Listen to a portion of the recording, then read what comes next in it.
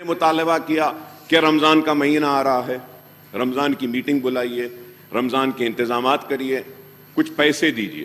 سر اس میں ہوا کیا میں بولتا ہوں سر، کلیکٹرز کو فائنانس ڈپارٹمنٹ سے پیسہ دیا گیا، لیکن اس وقت کے موجودہ ٹی آر ایس کی حکومت نے ہماری نمائندگی پہ پیسہ ریلیز کیا، ہم کو خوش کر دیا۔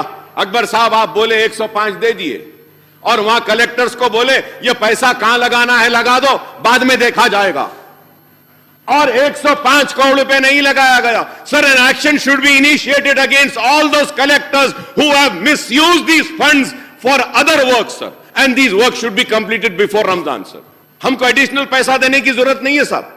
اگر یہی کام ہو جائے گا تو کئی مساجد پہ کام ہو جائے گا، کئی درگاہوں پہ کام ہو جائے گا۔ رمضان میں مسلمانوں کو کافی ہوگی 105 کروڑ سر، 105 کروڑ۔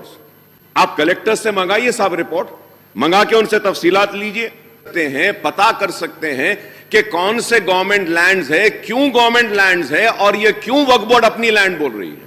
یہ چیز نہیں ہو رہی ہے، تو میں امید کرتا ہوں کہ آپ اس پر بھی غور کریں گے سر۔ جیسے کہ آپ جانتے ہیں، سریندر بابو صاحب بھی جانتے ہیں، وہ میرے ساتھ ایوان میں تھے برسا برس، اور وہ سنے ہیں کہ منی کنڈا جاگیر کے بارے میں۔ منی کنڈا جاگیر کے لیے جب ٹی آر ایس حکومت میں نہیں تھی، تلنگانہ کے لیے ایجیٹیشن کر رہی تھی، تو منی کنڈا وقف کی زمین ہے کہہ کر میرے ساتھ مقدمہ لڑی، اور لڑنے کے بعد میں ہائی کورٹ میں جیتے۔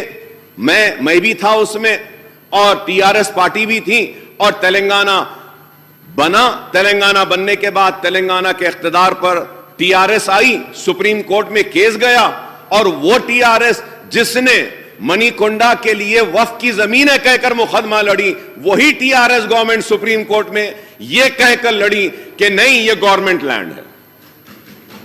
تو وہ ساری زمین 1600 چلر ایکڑ وقف کی زمین چلے گئی سر۔ اینڈ مور اوور سر، میں آپ سن کے حیرت کریں گے کہ کانگریس گورنمنٹ بولتی ہے کہ ہم نے انٹرنیشنل ایئرپورٹ بنایا ہے ہمارے دور میں، مبارک آپ نے بنایا ہے، صحیح ہے، لیکن یہ کیوں بھول جاتے ہیں کہ وہ انٹرنیشنل ایئرپورٹ بھی وقف کی زمین پر بنا ہے، حضرت بابا شرف الدین صاحب کی پہاڑی پر بنا ہے، وقف کی زمین ہے۔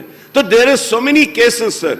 میں آپ کے ذریعے حکومت سے درخواست کروں گا کہ بیٹھتے ہیں، بیٹھ کے اس مسئلے کو حل کرتے ہیں، حل کریں گے، ضروری ہے، کیونکہ اس طریقے سے وقف بورڈ ایک طرف تو مقدمات ہار رہا ہے، دوسری طرف حکومت کلیم کر رہی ہے۔ سر اگر وقف کی جائیدادیں پروٹیکٹ ہو جاتی ہیں تو ہم کو گورنمنٹ کی مدد کی ضرورت نہیں ہے۔ وقف کرنے والوں نے تعلیم کے لیے وقف کیا ہے، وقف کرنے والوں نے بیواؤں کے لیے وقف کیا ہے، وقف کرنے والوں نے بیماروں کے لیے وقف کیا ہے، وقف کرنے والوں نے مکہ اور مدینہ کے لیے بھی وقف کیا ہے، وقف کرنے والوں نے علم کے لیے بھی وقف کیا۔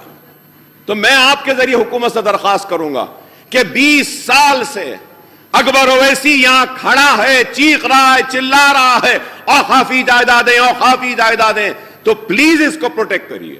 ہمارے مطالبے پر C B C I D کی انکوائری کا آرڈر دیا تھا سابقہ چیف منسٹر صاحب نے، تو میں جاننا چاہتا ہوں کہ C B C I D کی انکوائری کی رپورٹ کب ٹیبل ہوگی، انکوائری کب مکمل ہوگی، کب وہ لوگ جو اوقافی جائیدادوں کو لوٹے ہیں ان کو جیلوں میں ڈالا جائے گا، ان کے خلاف کب کارروائی ہوگی۔